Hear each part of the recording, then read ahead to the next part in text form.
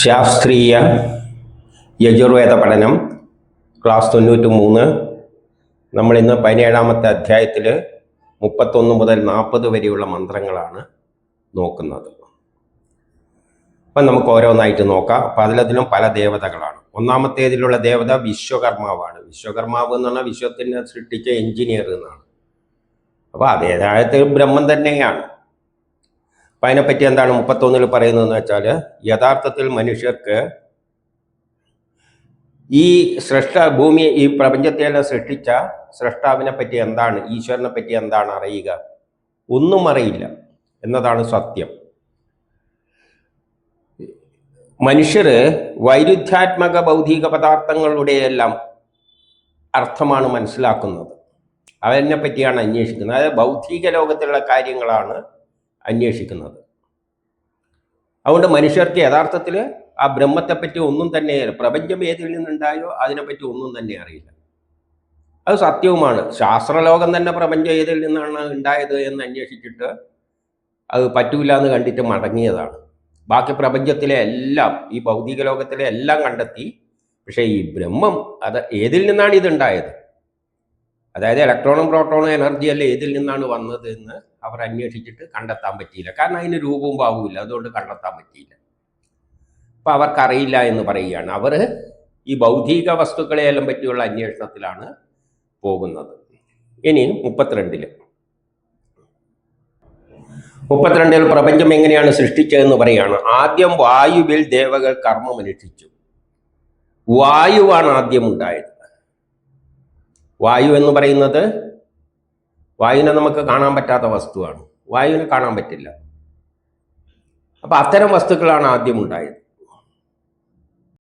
അതായത് ഊർജം, കണങ്ങള്, electron, proton, ഇതൊന്നും കാണാൻ പറ്റുന്നതല്ല. അതെല്ലാം ആദ്യം ഉണ്ടായിട്ട് അവയെല്ലാം കൂട്ടിച്ചേർത്തിട്ടാണ് ആറ്റങ്ങളായി മാറിയത്. ആറ്റങ്ങൾ കൂടിച്ചേർന്നിട്ട് വായു ഉണ്ടാകുമ്പോൾ ആദ്യം ഉണ്ടാകുന്നത് വായു തന്നെയാണ്. ഹൈഡ്രജൻ എന്ന വായു തന്നെയാണ്. ഹൈഡ്രജൻ, ഓക്സിജൻ പോലെയുള്ള വാതകങ്ങളാണ് ആദ്യമുണ്ടായത്. അപ്പം ആദ്യമുണ്ടായ വായുവിലാണ് ഈ സൃഷ്ടി നടത്തുന്നവരെ കർമ്മം അനുഷ്ഠിച്ചത്. എന്നിട്ട് രണ്ടാമതങ്ങനെ പിന്നെ ഈ വായു കരവസ്തുക്കളെല്ലാമായിട്ട് മാറിയിട്ട് പ്രപഞ്ചമുണ്ടായി, ഗോളങ്ങളെല്ലാമായി മാറി. പിന്നെ സൂര്യനുണ്ടായി. നമ്മളെ സംബന്ധിച്ചിടത്തോളം ജീവൻ ഉണ്ടാകണ്ടെങ്കിൽ ഗോളങ്ങളെല്ലാം അതിൻ്റെതായ പൊസിഷനിൽ ചുറ്റുമ്പോൾ സൂര്യനുണ്ടായി. സൂര്യനിൽ നിന്നും അത് ഭൂമിയുടെ സൃഷ്ടിക്ക് കാരണമായി തീർന്നു. സൂര്യനുണ്ടായതിൻ്റെ ശേഷം സൂര്യൻ്റെ ഭ്രമണപഥത്തിലുണ്ടായ വേറൊരു ഗോളമാണ്, പുറത്തുണ്ടായ ഒരു ഗോളമാണ് ഭൂമി. അതിനെ എടുത്തിട്ട് സൂര്യൻ്റെ ഭ്രമണപഥത്തിൽ വെച്ചു, ഒരു പ്രത്യേക അകലത്തിൽ. അപ്പം ഭൂമിക്ക് ആവശ്യമുള്ള ചൂടും മഴയെല്ലാം കിട്ടുന്ന തരത്തിലുള്ള ഒരു സ്ഥലത്ത് അതിനെ കൊണ്ടുവച്ചു. അങ്ങനെയാണത് ഭൂമിയായത്. ബുധൻ, ശുക്രൻ, ഭൂമി, ചൊവ്വ എന്നെല്ലാം പറയുമ്പോൾ ഭൂമി സൂര്യനിൽ നിന്നും ഒരു പ്രത്യേക അകലത്തിൽ കൊണ്ടുവച്ചു. അപ്പം വേണ്ട ചൂടെല്ലാം കിട്ടി, ജീവജാലങ്ങൾ ഉണ്ടാകേണ്ട ഒരു സാഹചര്യം ഉണ്ടായി. അപ്പം സൂര്യന്റെ ശേഷം ഭൂമിയെ സൃഷ്ടിച്ചു. മൂന്നാമത് മേഘങ്ങൾ സൃഷ്ടിക്കപ്പെട്ടു. ഭൂമി ഉണ്ടായാൽ ചൂട്, ആവശ്യത്തിനുള്ള ചൂടുണ്ടായി. ചൂടുണ്ടാകുമ്പോൾ ജലമെല്ലാം ബാഷ്പീകരിച്ചു പോകും, എന്നിട്ട് മേഘങ്ങളായിട്ട് മാറും. ആ ചൂട് കൊണ്ട് ഭൂമിയിൽ ജലമെല്ലാം ഉണ്ടെങ്കിൽ അത് ബാഷ്പീകരിച്ചിട്ട് ആകാശത്ത് പോയി മേഘമായി മാറി. അങ്ങനെ ആ മേഘങ്ങളാണ് സസ്യലതാദികളുടെ സൗഭാഗ്യം ഏറ്റുവാങ്ങിയത്. കാരണം ആ മേഘമുള്ളത് കൊണ്ടാണ് സസ്യലതാദികൾക്ക് സൗഭാഗ്യം ഉണ്ടായത്, അല്ലെങ്കിൽ മനുഷ്യർക്കടക്കം സൗഭാഗ്യം ഉണ്ടായി. എങ്ങനാ? ഭൗതിക ലോകത്ത് ജീവിതം കെട്ടിപ്പടുക്കുവാൻ വേണ്ടിയിട്ട് ആ മേഘമാണ് മഴയായി പെയ്തത്. ആ മേഘമുണ്ടായിട്ട് മഴയായി പെയ്യാൻ തുടങ്ങി. മഴയായി പെയ്യുമ്പോഴാണ് ഭൗതിക ലോകത്തിലെ ജീവജാലങ്ങളും സസ്യങ്ങളും മനുഷ്യരും എല്ലാം ഉണ്ടായത്. അതിലൂടെയാണ് ഭൂമിയായി മാറിയത്. എന്തുകൊണ്ട്? ജലം ആകാശത്ത് പോകുന്നു, മഴയായിട്ട് വരുന്നു, പോകുന്നു, തിരിച്ചു വരുന്നു. പക്ഷേ ചന്ദ്രനിലൊന്നും അങ്ങനെയല്ല, ബുധൻ, ശുക്രനിലൊന്നും അങ്ങനെയല്ല. വെള്ളം മുകളിൽ പോയി കഴിഞ്ഞാൽ പിന്നെ തിരിച്ചു വരുന്ന പരിപാടിയില്ല. ഭൂമിയിൽ മാത്രമാണ് മഴയായിട്ട് പെയ്യുന്നത്. അതുകൊണ്ടാണ് ഭൂമിക്ക് അങ്ങനെ ഒരു സൗഭാഗ്യം, ഐശ്വര്യം എല്ലാം ലഭിച്ചത്. ഇനി 33-ല് അതോടുകൂടി ഇന്ദ്രനെ പറ്റിയാണ് ഇനി പറയുന്നത്. ഇന്ദ്രൻ എന്ന് പറഞ്ഞാൽ എല്ലാ യജ്ഞങ്ങൾക്കും പിന്നിൽ പ്രവർത്തിക്കുന്ന ശക്തിവിശേഷമാണ്. അദ്ദേഹം സേനാപതിയാണ്, അഭിലാഷങ്ങളെ പൂർത്തീകരിക്കുന്നവനാണ്. അവങ്ങളാണ് പിന്നെ ഇന്ദ്രൻ ഉണ്ടായത്. ഇന്ദ്രൻ എന്താണ്? ഏത് നമ്മൾ കർമ്മങ്ങൾ ചെയ്യുമ്പോഴും അതിൻ്റെ അകത്തിരുന്നു കൊണ്ട്, ഇപ്പം നമ്മൾ ചോറുണ്ടാക്കുകയാണെങ്കിൽ ആ പാത്രത്തിൽ ഇരുന്നു കൊണ്ട് ആ അരിയെ അതിൻ്റെ ഘടനയിലെല്ലാം മാറ്റം വരുത്തി ചോറാക്കി മാറ്റുന്നത് ഇന്ദ്രനാണ്. അതൊരു കോർഡിനേറ്റിംഗ് ഫോഴ്സാണ്, ഏകീകരിക്കുന്ന, ആ പ്രവർത്തനത്തെ ഏകീകരിക്കുന്ന, സയൻസിൻ്റെ അടിസ്ഥാനത്തിൽ ഏകീകരിക്കുന്ന ശക്തിയാണ്. അതാണ് നമ്മുടെ അഭിലാഷങ്ങളെ പൂർത്തീകരിക്കുന്നത്. അങ്ങനെ ഇന്ദ്രനുണ്ടായി. അത്രയും അദ്ദേഹം ഹന്താവാണ്. ശത്രുക്കളെയെല്ലാം നശിപ്പിക്കുന്ന ഏകനായ വ്യക്തിയാണ്. ഏതാണ് ശത്രു? ന്യൂട്ടന്റെ ഫസ്റ്റ് ലോ പ്രകാരം, അല്ലെങ്കിൽ സത്വഗുണപ്രകാരം എല്ലാ വസ്തുവിനും അതേപോലെ നിൽക്കാനാണ് താല്പര്യം. അരിക്ക് അരിയായിട്ട് നിൽക്കാനാണ് താല്പര്യം. അപ്പം അരിനെ ചോറാക്കണ്ടിക്കൽ ന്യൂട്ടന്റെ സെക്കൻഡ് ലോ പ്രകാരം നമ്മളൊരു ബലം പ്രയോഗിക്കണം. അപ്പോൾ അതിനെന്തുണ്ട്? ഒരു റിയാക്ഷൻ ഉണ്ട്. തേർഡ് ലോ പ്രകാരം അതിനെ എതിർക്കുന്ന ഒരു ശക്തിയുണ്ട്. അതുമാണ് രജോ ഗുണവും തമോ ഗുണവും. അപ്പോൾ ഇന്ദ്രനാണ് ആ തടസ്സങ്ങളെ മാറ്റിയിട്ട് അരി ചോറാകുന്നതിന് തടസ്സമായി നിൽക്കുന്ന ആ എതിർപ്പിനെ, റിയാക്ഷനെ, തടസ്സത്തെ മറികടന്ന് അതിനെ ചോറാക്കി മാറ്റുന്നത് ഇന്ദ്രനാണ്. അത് ശത്രുക്കളെ നശിപ്പിക്കുന്നു എന്ന് പറഞ്ഞാൽ എല്ലാ തടസ്സങ്ങളെയും റിയാക്ഷനെയും അത് ഇല്ലായ്മ ചെയ്യും. ഇനി 34 നമുക്കുള്ള ഉപദേശമാണ്. കുറച്ച് സമയത്തേക്കെങ്കിലും ജയത്തെ സ്വീകരിച്ച് വിജയം ആഘോഷിക്കുക. നമ്മുടെ ജീവിതത്തിൻ്റെ ലക്ഷ്യം കുറച്ച് സമയമെങ്കിലും ജയം നേടിയിട്ട് വിജയത്തെ ആഘോഷിക്കണം. എപ്പോഴും തോറ്റ് നടക്കുന്നത് ശരിയല്ല. നമ്മൾ എപ്പോഴെങ്കിലും, അത് കുറച്ച് സമയത്തേക്കെങ്കിലും നമ്മൾ ജയം നേടിയിട്ട് ആഘോഷിക്കണം. ജീവിതത്തിൻ്റെ നിലനിൽപ്പിനായിട്ട് കർമ്മം ചെയ്യുക. നമ്മൾ കർമ്മം ചെയ്യണം. ജയം നേടുകയായിരിക്കണം ലക്ഷ്യം. കുറച്ച് സമയത്തേക്കായിരിക്കും ജയം കിട്ടുക, അത് വളരെ വലുതാണ്. അങ്ങനെയാണ് ആഘോഷിക്കേണ്ടത്. അതേസമയം എന്ത് വേണം? ജീവിതത്തിൻ്റെ ജീവന്റെ നിലനിൽപ്പിന് വേണ്ടിയിട്ട് കർമ്മം ചെയ്യണം. അതെങ്ങനെ? ബുദ്ധി കൊണ്ടും ശരീരശക്തി കൊണ്ടും ബലം കൊണ്ടും ജീവിതത്തിൻ്റെ ഐശ്വര്യങ്ങളെ നേടിയെടുക്കണം. ബുദ്ധി ഉപയോഗിച്ചിട്ട് പ്രവർത്തിക്കാം, ശരീരശക്തി ഉപയോഗിച്ചിട്ട് പ്രവർത്തിക്കാം. അപ്പം നമുക്ക് ബുദ്ധിയുണ്ട്, ശരീരശക്തിയുണ്ട്. ഇത് രണ്ടും ഉപയോഗിച്ചുകൊണ്ട് വേണം നമ്മൾ ഐശ്വര്യം എടുക്കാൻ. ഈശ്വരനാണ് വിജയത്തിലേക്ക് സഹായിക്കുന്നത്. അപ്പം നമ്മളെ വിജയത്തിലേക്ക് എത്തിക്കുന്നത്, നമ്മൾ കർമ്മം ചെയ്തു കഴിഞ്ഞാൽ അതിനെ വിജയത്തിലേക്ക് എത്തിക്കുന്നത് ഈശ്വരനാണ്. അതാണ് അർജുനനോട് കൃഷ്ണൻ പറഞ്ഞത്, നീ യജ്ഞം ചെയ്യുക, അതിൻ്റെ ഫലം കിട്ടണോ വേണ്ടിയോ എന്നത് ഈശ്വരനാണ് തീരുമാനിക്കുന്നത്. അപ്പം നമ്മളെ യജ്ഞം ചെയ്യുക, വിജയത്തിലെത്തുകയോ ഇല്ലയോ എന്നുള്ളതെല്ലാം ഈശ്വരനാണ് വിജയത്തിലേക്ക് നയിക്കുന്നത്, നമ്മളല്ല.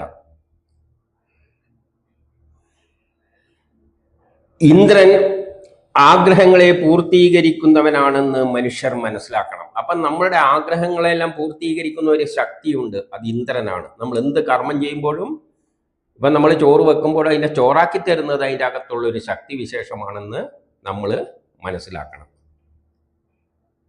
ഇനി 35 ഇന്ദ്രൻ അന്നവും ഐശ്വര്യവും ഊർജവും ഏന്തി നിൽക്കുകയാണ്. അപ്പം നമുക്ക് അന്നം വേണ്ടിക്കില്ല, ഭക്ഷണം വേണ്ടിക്കില്ല, ഇന്ദ്രനാണ് അതിനെ അരിയെ ചോറാക്കി തരുന്നത്. ഊർജം ഉണ്ടാക്കണ്ടെങ്കിലും നമ്മൾ എന്തെങ്കിലും എല്ലാം, ഇപ്പം ജനറേറ്ററിലെല്ലാം വൈദ്യുതി പ്രൊഡ്യൂസ് ചെയ്യുന്നില്ല. ചില യജ്ഞങ്ങൾ അതിൻ്റെ അകത്ത് നടത്തുമ്പോൾ അതിൻ്റെ അകത്ത് മെക്കാനിക്കൽ എനർജീനെ ഇലക്ട്രിക്കൽ എനർജി എല്ലായിട്ട് മാറ്റുന്ന ഒരു പ്രോസസ്സാണ് അതവിടെ നടക്കുന്നത്. അവിടെ അതിനെ ഏകോപിപ്പിക്കുന്ന, അതിൻ്റെ അകത്ത് സിസ്റ്റത്തിൽ ഏകോപിപ്പിക്കുന്ന ശക്തിയാണ് ഇന്ദ്രൻ. ഊർജവും അന്നവും ഐശ്വര്യം, നമുക്ക് ഐശ്വര്യം കിട്ടണമെങ്കിൽ യജ്ഞം ചെയ്യണം, കർമ്മം ഫലം കിട്ടുമ്പോൾ ഐശ്വര്യം. ആ ഇന്ദ്രൻ യോഗശ്രേഷ്ഠനാണ്. എല്ലാ കാര്യങ്ങളും ശ്രേഷ്ഠമായിട്ട് നടത്തി തരുന്ന കഴിവുള്ള വ്യക്തിയാണ് അദ്ദേഹം. അവൻ ഒറ്റക്കാണ് എല്ലാം ചെയ്യുന്നത്. അപ്പം ഈ ലോകത്തിലെ എല്ലാ പ്രവർത്തനങ്ങളെയും ഏകീകരിക്കുന്ന ഒരു ശക്തി വിശേഷമുണ്ട്. അവനും ഏകനാണ്, അവൻ്റെ പേരാണ് ഇന്ദ്രൻ. പല കർമ്മങ്ങൾ വന്നണയുമ്പോൾ നമുക്ക് ഐശ്വര്യം വന്നു ചേരുന്നു. പല കർമ്മങ്ങൾ ഈ ലോകത്തിൽ നടക്കുന്നുണ്ട്. നമ്മളും പല കർമ്മങ്ങളും ചെയ്യുന്നുണ്ട്. നമ്മൾ രാവിലെ ദോശ കൂടിയാണെങ്കിൽ ഉച്ചക്ക് ചിലപ്പം തുണി തിരുമ്പിയായിരിക്കും. ഈ എല്ലാ കർമ്മങ്ങളിലും ആ ശക്തിവിശേഷം തന്നെയാണ് ലക്ഷ്യത്തിലേക്ക് എത്തിക്കുന്നത്. നമുക്ക് മാത്രമല്ല, അടുത്ത വീട്ടിലുള്ളവരെയും എല്ലാം ഐശ്വര്യത്തിലേക്ക് നയിക്കുന്നത് ആ ഇന്ദ്രനാണ്. പ്രതികൂല സാഹചര്യങ്ങൾ, അങ്ങനെയാണ് ഐശ്വര്യം നമുക്ക് നൽകുന്നത്. പ്രതികൂല സാഹചര്യങ്ങളെ എല്ലാം ഇന്ദ്രനാണ് മാറ്റിക്കളയുന്നത്. നമ്മളെ എല്ലാ തടസ്സങ്ങളെയും മാറ്റി തരുന്നത് ഇന്ദ്രനാണ്. അപ്പം നമ്മൾ സോപ്പ് ഉപയോഗിച്ച് തുണി തിരുമ്പുമ്പോൾ നമ്മളെന്താ ചെയ്യുന്നത്? സോപ്പ് ചേർക്കും, തുണിയും ഇല്ല സോപ്പും തേച്ചിട്ട് ഇങ്ങനെ ഉരക്കുമ്പോൾ ആ സോപ്പിലുള്ള രാസവസ്തു ആ അഴുക്കിലെ രാസവസ്തുവായിട്ട് പ്രവർത്തിച്ചിട്ട് അതിനെ അവിടെ നിന്ന് ഇളക്കിയിട്ട് പുറത്തേക്ക് വെള്ളത്തിൽ കളയുന്ന ഒരു പ്രവൃത്തി അവിടെ നടക്കുന്നുണ്ട്. അതൊന്നും നമ്മളല്ല ചെയ്യുന്നത്, നമ്മളിങ്ങനെ മാന്തി കൊടുക്കുന്നൊന്നുമില്ല. ഇത് ചെയ്യുമ്പോൾ ആ സോപ്പും ആ അഴുക്കും കൂടി ചേർന്നിട്ട് ഒരു പുതിയ വസ്തുവായിട്ട് മാറ്റപ്പെടുകയാണ്. ഒരു രാസപ്രവർത്തനം നടക്കുന്നത്. അതിനെല്ലാം ഏകോപിപ്പിക്കുന്നത് ഇന്ദ്രനാണ്. ഇനി ബൃഹസ്പതിയെ പറ്റിയാണ്. ബൃഹസ്പതി എന്ന് പറഞ്ഞാൽ വ്യാഴഗ്രഹം എന്ന് പറയാം, അല്ലെങ്കിൽ ജ്ഞാനത്തിന്റെ അധിപതി, ധർമ്മരക്ഷകനായാണ് ബൃഹസ്പതി. അതെന്ത് ചെയ്യും? നമ്മളെ ശത്രുക്കളെ വഴിയിൽ നിന്നും മാറ്റിത്തരും. നമ്മൾ ബുദ്ധി ഉപയോഗിച്ചിട്ട് ജ്ഞാനത്തിന്റെ സഹായത്താൽ വേണം ശത്രുത, നമ്മളെ തടസ്സങ്ങളെയെല്ലാം മാറ്റാൻ. നമുക്ക് എന്ത് തടസ്സങ്ങളുണ്ടെങ്കിലും അതെല്ലാം സയൻസിന്റെ ജ്ഞാനത്തിന്റെ അടിസ്ഥാനത്തിൽ ചെയ്യണം. അതിനെ സഹായിക്കുന്നത് ബൃഹസ്പതി എന്ന വ്യാഴഗ്രഹമോ എന്തോ എടുക്കാം. അതിൻ്റെ പിന്നിൽ ഒരു ശക്തിയുണ്ട്, ബുദ്ധിക്ക് പിന്നിൽ പ്രവർത്തിക്കുന്ന ഒരു ശക്തി വെച്ചിട്ട് അതിനെ ബൃഹസ്പതി എന്ന് പറയാം. എതിരായ ഫലങ്ങളെ നശിപ്പിക്കുന്നത്, എല്ലാ പ്രവർത്തനത്തിനും എന്തുണ്ട്? ഒരു ദൂഷ്യഫലവും ഉണ്ട്. ആ ദൂഷ്യഫലങ്ങളെ ഇല്ലാതാക്കുന്നതും ബൃഹസ്പതിയാണ്. നമ്മൾ എന്തെങ്കിലും കർമ്മങ്ങൾ ചെയ്യുമ്പോൾ അതിനൊരു ദോഷമുണ്ട്. ഇപ്പോൾ ഒരു മത്സ്യക്കറി വെച്ചിട്ട് തിന്നിയാണെങ്കിൽ ഒരു ദൂഷ്യമില്ല, മത്സ്യത്തെ കൊല്ലുന്നില്ല അവിടെ. ചെടി തന്നെയാണെങ്കിൽ കറി വെച്ച് തിന്നിയാണെങ്കിൽ ആ ചെടിയെ നശിപ്പിക്കുന്നില്ല. അതേപോലെ എല്ലാ കർമ്മത്തിനും എന്തുണ്ട്? ദ്വയമായിട്ടാണ് എല്ലാം ഉള്ളത്, അതിനൊരു ദൂഷ്യവശം ഉണ്ട്. അതിനെയെല്ലാം ഇല്ലാതാക്കുന്നതും ഇല്ലാതാക്കുന്നത് എങ്ങനെയാണ്? ബുദ്ധി ഉപയോഗിച്ചിട്ട്. അതെല്ലാം സഹായിക്കുന്നത് ആരാണ്? ബൃഹസ്പതിയാണ്. അവനാണ് നമ്മുടെ ഈ ലോകത്തിലുള്ള എല്ലാ യജ്ഞങ്ങളെയും സംരക്ഷിക്കുന്നത്. കടലിലും വായുവിലുള്ള എല്ലാ വസ്തുക്കളെയും സംരക്ഷിക്കുന്നത് ബൃഹസ്പതിയാണ്, വ്യാഴമാണ്, അല്ലെങ്കിൽ ബുദ്ധിയാണ്, ജ്ഞാനമാണ്. കടലിലുള്ള ജീവജാലങ്ങളെ നിലനിർത്തുന്നതിന് അതിൻ്റെതായ ജ്ഞാനം അവിടെയുണ്ട്. കടലിലുള്ള ജീവജാലങ്ങൾ എങ്ങനെയാണ് വായു ശ്വസിക്കുന്നത്? ആ വെള്ളത്തിൽ അലിഞ്ഞ വായുവാണ് ശ്വസിക്കുന്നത്. അതിനെ പിടിച്ച് കരയിലിട്ടാൽ ചത്തുപോകും. അപ്പോൾ ഓരോരുത്തും അതിൻ്റെ ശരീരശാസ്ത്രം, ആ സാഹചര്യത്തിനനുസരിച്ചിട്ടുള്ള ഒരു ശരീരഘടനയെല്ലാം അതിനുണ്ടാക്കിയിട്ട് പ്രകൃതി കൊടുത്തിട്ടുണ്ട്. അതിൻ്റെ പിന്നിലുള്ള സയൻസിനെ എല്ലാം ഏകോപിപ്പിക്കുന്ന ഒരു ശക്തിവിശേഷമുണ്ട്. അതിനെയാണ് ബൃഹസ്പതി എന്ന് നമ്മൾ മനസ്സിലാക്കണം. ഇനി 37-ലും ഈ ബൃഹസ്പതിയെ പറ്റി തന്നെയാണ് പറയുന്നത്. അദ്ദേഹം യോഗിയാണ്, അത് ആനന്ദവും ആഹ്ലാദവും നൽകുന്നു. ബൃഹസ്പതി എന്ന് പറഞ്ഞാൽ യോഗി എന്ന് പറയുമ്പോൾ ആത്മീയമായി ഉയർന്ന നിലയിലുള്ള ബുദ്ധിശക്തിയിലൂടെ പ്രവർത്തിക്കുന്ന ശക്തിവിശേഷമാണ്. അവർ ആനന്ദവും ആഹ്ലാദവും എല്ലാം നമുക്ക് നൽകുന്നത്. നമുക്ക് ആനന്ദം കിട്ടുന്ന എപ്പോഴാണ്?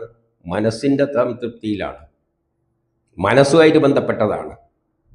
അല്ലാതെ ഒരു സാധനം തന്നെ കണ്ടു കഴിഞ്ഞാൽ ഒരാൾക്ക് സന്തോഷം ഉണ്ടാകുമ്പോൾ മറ്റേക്ക് ചിലപ്പോൾ സന്തോഷം ഉണ്ടാവില്ല, ദേഷ്യം വരും. അപ്പം അതെല്ലാം അയാളുടെ മാനസിക ഘടനയാണ്. അത് ബൃഹസ്പതിയായിട്ട് ബന്ധപ്പെട്ടതാണ്.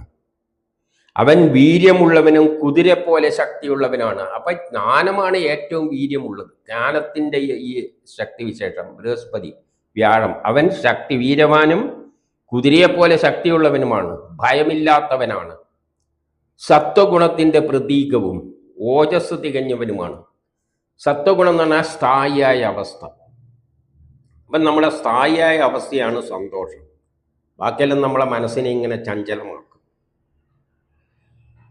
വിജയത്തിലൂടെയാണ് അദ്ദേഹം സഞ്ചരിക്കുന്നത്. അപ്പം ബുദ്ധിയുടെ അധിപനാണ് ലോകത്തെ മുന്നോട്ടേക്ക് നയിക്കുന്നത്. അത് വിജയത്തിലേക്ക് നയിച്ചുകൊണ്ടേ ഇരിക്കും. വെറുതെ അധ്വാനിച്ചുകൊണ്ടായില്ല, ബുദ്ധിപരമായിട്ട് ജ്ഞാനത്തിന്റെ അടിസ്ഥാനത്തിൽ നമ്മൾ കർമ്മം ചെയ്യണം. അപ്പം അത് നമ്മളെ യജ്ഞത്തിലേക്ക് മുന്നോട്ടേക്ക് നയിച്ചുകൊണ്ടേയിരിക്കും.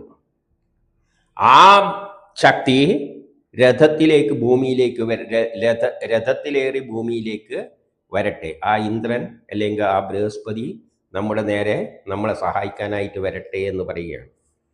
ഇനി 38 മനുഷ്യൻ ഒരുമിച്ചു നിന്ന് ജഗദീശ്വരനെ സാക്ഷിയാക്കി തിന്മക്കെതിരെ പോരാട്ടം നടത്തണം. മനുഷ്യർ തിന്മക്കെതിരെ, അധർമ്മത്തിനെതിരായിട്ട് പോരാടണമെന്നാണ് വേദം പറയുന്നത്. തെറ്റ് കണ്ടാൽ പ്രതികരിക്കാതെ നിൽക്കുകയല്ല വേണ്ടത്. എന്ത് വേണം? ഈശ്വരനെ മുൻനിർത്തി. കാരണം നമ്മളെ സൃഷ്ടിച്ചിരിക്കുന്നത് ലോക പുരോഗതിക്കാണ്. ആ പുരോഗതിയുടെ പാതയിൽ നമ്മൾ നീങ്ങുമ്പോൾ ആരെങ്കിലും അതിന് പാരയായിട്ട് ലോക പുരോഗതിക്ക് തടസ്സമായി നിൽക്കുക എന്ന് പറഞ്ഞാൽ ആ ഈശ്വരനെതിരായിട്ട് നിൽക്കുകയാണ്. ഈശ്വരനാണ് ലോകത്തെ പുരോഗതിയിലൂടെ മുന്നോട്ടേക്ക് നയിക്കുന്നത്. കാലത്തെ പിന്നോട്ടേക്ക് നയിക്കുന്നവർ അജ്ഞാനികളാണ്. അങ്ങനെയുള്ളവരെക്കെതിരായിട്ട് പോരാടണം, തിന്മക്കെതിരായിട്ട് പോരാടണം മനുഷ്യർ. അപ്പം മനുഷ്യർ ലോക പുരോഗതിക്ക് തടസ്സമായി നിൽക്കുന്ന എല്ലാറ്റിനെതിരായിട്ടും അധർമ്മത്തിനെതിരായിട്ട് പോരാടണം. വജ്രബാഹുവായ ഈശ്വരനാണ് സന്തോഷം നൽകുന്നത്. വജ്രബാഹു എന്ന് പറഞ്ഞാൽ അത്രയും സ്ട്രോങ് ആയിട്ട് ഒരു അണുകിട മാറാതെ മനുഷ്യർക്കെല്ലാം സന്തോഷം നൽകുന്നത് ഈശ്വരനാണ്. എങ്ങനെ? മനുഷ്യരെ ഒന്നാക്കിയിട്ട് ആ സന്തോഷം നൽകുന്നു. ആ ശക്തിവിശേഷമാണ് ഈശ്വരൻ. മനുഷ്യനെ ഒന്നാക്കിയിട്ട്. ഇപ്പം മനുഷ്യർക്ക് എപ്പോഴും സന്തോഷം എപ്പോഴേ ഉണ്ടാവുള്ളൂ? മനുഷ്യൻ ഒന്നായി സംഘടിച്ച് നിൽക്കുമ്പോൾ മാത്രമേ സന്തോഷം കിട്ടുകയുള്ളൂ. നമ്മൾ പലതായിട്ട് മാറി നിന്ന് കഴിഞ്ഞാൽ നമ്മുടെ ഒരു കാര്യവും നടക്കാൻ പോകുന്നില്ല. ഇപ്പം നമ്മളെന്ത് വേണം? ഒറ്റക്കെട്ടായിട്ട് ഒരുമിച്ച് നിന്നിട്ട് ഈശ്വരനെ മുൻനിർത്തി എന്ന് പറഞ്ഞാൽ ഈശ്വരൻ നല്ല കാര്യത്തിനല്ലേ മുൻനിർത്താൻ പറ്റുള്ളൂ. ലോകത്തെ മുന്നോട്ടേക്ക് നയിക്കുന്ന പ്രവൃത്തി, അതാണ് ഈശ്വരനെ മുൻനിർത്തി. ഈശ്വരനാണ് ലോകത്തെ മുന്നോട്ടേക്ക് നയിച്ചു കൊണ്ടുവരുന്നത്. ആ ഈശ്വരനെ മുൻനിർത്തി നമ്മൾ യജ്ഞം ചെയ്യണം. ഇനി 39 ഒരുമിച്ച് ചേരുന്ന വീരന്മാർ പരാജയം അറിയാത്തവരാണ്. അങ്ങനെ ഒരുമിച്ച് നിൽക്കുമ്പോൾ ഒരിക്കലും പരാജയം അറിയില്ല. നമ്മളൊന്ന് ചിന്തിച്ചു നോക്കുക. നമ്മളെ ഭരണകർത്താക്കൾ നമുക്കെതിരായിട്ട് എന്തെല്ലാം തെറ്റായ പ്രവൃത്തികൾ പലപ്പോഴും ചെയ്യുന്നുണ്ട്, നമുക്ക് കഷ്ടപ്പാടുണ്ടാക്കുന്ന. എന്നിട്ടും നമുക്കതിനെ എതിർക്കാൻ പറ്റാത്ത എന്തുകൊണ്ടാണ്? ഒരു വിഭാഗം ആ ഭരണത്തിൻ്റെ പക്ഷത്തായിട്ട് ജനം വിഘടിച്ചിരിക്കുകയാണ്. ജനം എങ്ങനെയെല്ലാം വിഭജിച്ചിരിക്കുന്നത്? ഭരണപക്ഷവും പ്രതിപക്ഷമായിട്ട്. ഭരണപക്ഷം എന്ത് തെറ്റ് ചെയ്ത് കഴിഞ്ഞാലും ആ വിഭാഗം അതിനെ ന്യായീകരിച്ചുകൊണ്ട് നിൽക്കും. ജനത്തിന് വേണ്ടി പക്ഷത്തെല്ലാം നിൽക്കുക. ആ വിഭാഗം അതിനെ സപ്പോർട്ട് ചെയ്യും. ഭരണപക്ഷം, പ്രതിപക്ഷം. അത് മാത്രമല്ല, ജാതി മതങ്ങളെല്ലായിട്ട് തിരിഞ്ഞിട്ട് ഇങ്ങനെ വിഘടിച്ച് നിൽക്കുന്നത് കൊണ്ടാണ് നമുക്ക് ഈ കഷ്ടപ്പാടുകൾ ഉണ്ടാകുന്നത്. എന്നാൽ ഒരുമിച്ച് ചേരുന്ന വീരന്മാർ പരാജയം അറിയാത്തവരാണ്. എല്ലാവരും ഒരുമിച്ച് നിൽക്കുകയാണെങ്കിൽ, ജനം ഒന്നിച്ചു നിന്ന് കഴിഞ്ഞാൽ ഒരു ഭരണാധികാരികളും തെറ്റായ വഴിയിലൂടെ സഞ്ചരിക്കില്ല. ശത്രുക്കളെ ഒരിക്കലും അവർക്ക് പ്രാപിക്കാൻ കഴിയില്ല. അങ്ങനെയുള്ള ഒരുമിച്ച് നിൽക്കുന്നവരെ ശത്രുക്കൾക്ക്, അത് ഭരണത്തിൻ്റെ തലപ്പത്തുള്ളവരായാലും വേണ്ടിയില്ല, അവർക്ക് സ്വാധീനിക്കാൻ കഴിയില്ല. പോരാട്ടത്തിൽ അവർ വിജയിച്ചു കൊണ്ടേ നിൽക്കും. എപ്പോഴും ഒരുമിച്ച് സംഘടിച്ച് നിന്ന് കഴിഞ്ഞാൽ ആർക്കും അവരെ കീഴ്പ്പെടുത്താൻ പറ്റില്ല. അങ്ങനെയുള്ളവരുടെ സൈന്യത്തെ ഇന്ദ്രൻ സംരക്ഷിക്കട്ടെ. ഇന്ദ്രനാണല്ലോ ഇതിൻ്റെ എല്ലാം മേൽനോട്ടം. ഇനി 40 സജ്ജനങ്ങളുടെ നായകനാണ് ഇന്ദ്രൻ. അതായത് ഇന്ദ്രൻ അപ്പോഴും നല്ല ജനങ്ങളുടെ പക്ഷത്താണ്. എല്ലാ പക്ഷത്തും ഇന്ദ്രൻ നിൽക്കും. ആരെന്തോ ചെയ്താലും ഇന്ദ്രൻ തന്നെയാണ്. പക്ഷെ കാലം മുന്നോട്ടേക്ക് പോകുന്നത് ആണ് ശരിയായ വഴി. ആ പക്ഷത്ത് നിൽക്കുന്നവരാണ് ജയിക്കുക. അവിടെയാണ് ഇന്ദ്രൻ സ്ട്രോങ് ആയിട്ട് നിൽക്കുക. വിജയവേരി മുഴക്കിക്കൊണ്ട് ഇന്ദ്രൻ നമ്മളെ മുന്നോട്ടേക്ക് നയിക്കും. നമ്മളങ്ങനെ സംഘടിച്ച് ഒന്നിച്ച് പോകുമ്പോൾ, കാലത്തിനനുസരിച്ച് ഈശ്വരനെ മുൻനിർത്തിക്കൊണ്ട് കർമ്മം ചെയ്യുമ്പോൾ ഇന്ദ്രൻ എന്ത് ചെയ്യും? വിജയവേരി മുഴക്കിക്കൊണ്ട് നമ്മുടെ കൂടെ നിന്നുകൊണ്ട് നമ്മളെ മുന്നോട്ടേക്ക് നയിക്കും. ഈശ്വരൻ്റെ സൃഷ്ടിയായ ഈ പ്രപഞ്ചത്തിൽ ആഹ്ലാദം നൽകുന്ന സോമം ഒഴുകിക്കൊണ്ടിരിക്കുന്നു. സോമം ഉപയോഗിച്ചിട്ടാണ് നമ്മൾ യജ്ഞങ്ങൾ ചെയ്യേണ്ടത്. ഈ സോമം സൃഷ്ടിച്ചതും ഈശ്വരൻ തന്നെയാണ്. കാരണം നമ്മൾ സംസാരിക്കണ്ടിക്ക് തന്നെ സോമം കഴിക്കണം. എന്താണ് സോമം? സോമം എന്ന് പറഞ്ഞാൽ ഇൻപുട്ട്. നമ്മൾ കഴിക്കുന്നത് എന്ത് വേണം? വെള്ളം കുടിക്കണം, ഭക്ഷണം കഴിക്കണം, എങ്കിലേ ഊർജ്ജം കിട്ടിയിട്ട് സംസാരിക്കാൻ പറ്റുള്ളൂ. ചോറുണ്ടാക്കേണ്ടിക്ക് അരി വേണം, വെള്ളം വേണം, അഗ്നി വേണം. ഇതെല്ലാം പ്രകൃതിയിൽ നിന്ന് കിട്ടുന്ന സോമങ്ങൾ തന്നെയാണ്. ആ ശക്തിവിശേഷത്തിൻ്റെയാണ് ഈ പ്രപഞ്ചത്തെ ഒരു യജ്ഞകേന്ദ്രമാക്കി മാറ്റിയിരിക്കുന്നത്. ഇവിടെയുള്ള എല്ലാ യജ്ഞങ്ങളും, അതിനു വേണ്ട ശാസ്ത്രവും അതിൻ്റെ അടിസ്ഥാനത്തിൽ നടത്തുന്ന യജ്ഞങ്ങളെല്ലാം വിഭാവനം ചെയ്തിരിക്കുന്നത് ആ ഈശ്വരൻ തന്നെയാണ്. ഈ കാണപ്പെടുന്ന സേനകളെല്ലാം വിജയമാകുന്ന രഥത്തിലേറിയിട്ട് സ്വന്തം കർമ്മം അനുഷ്ഠിക്കട്ടെ എന്ന് പറയുകയാണ്. അതായത് നമ്മളെല്ലാം സേനയിൽപ്പെട്ടവരാണ്. ഈ ലോകത്തിലുള്ള എല്ലാവരും പുതിയ യജ്ഞം ചെയ്തുകൊണ്ട് ലോകത്തെ മുന്നോട്ടേക്ക് നയിക്കാൻ വേണ്ടിയാണ് സൃഷ്ടിക്കപ്പെട്ടിരിക്കുന്നത്. അപ്പം എല്ലാം സേനയിൽപ്പെട്ട ആൾക്കാർ തന്നെയാണ്. നമ്മളെല്ലാം ധീരരായ യോദ്ധാക്കളാണ്. കാലത്തെ മുന്നോട്ടേക്ക് നയിക്കണ്ടെങ്കിൽ എന്ത് വേണം? ധീരതയോടെ മുന്നോട്ടേക്ക് നീങ്ങണം. ഇപ്പോൾ ഒരു പാറയുണ്ടെങ്കിൽ അത് പൊടിക്കണ്ടിക്കണം, നമ്മൾ ശക്തി ഉപയോഗിച്ചിട്ട് വേണം പൊടിക്കാൻ. അല്ലാതെ അലസമായി ഇരുന്ന് കഴിഞ്ഞാൽ ലോകം മുന്നോട്ടേക്ക് പോവില്ല. അപ്പം നമ്മളെല്ലാം സേനാനികൾ തന്നെയാണ്. അവർ വിജയരഥത്തിലേറിയിട്ട് കർമ്മങ്ങൾ ചെയ്യട്ടെ എന്ന് പറയുകയാണ്. അവരെ എല്ലാ കർമ്മങ്ങളും മുന്നേറുന്ന തരത്തിൽ, ലോകത്തെ മുന്നോട്ടേക്ക് നയിക്കുന്ന തരത്തിലുള്ള കർമ്മങ്ങളിൽ ഏർപ്പെട്ട് മുന്നോട്ടേക്ക് പോകട്ടെ എന്ന് പറയുകയാണ്.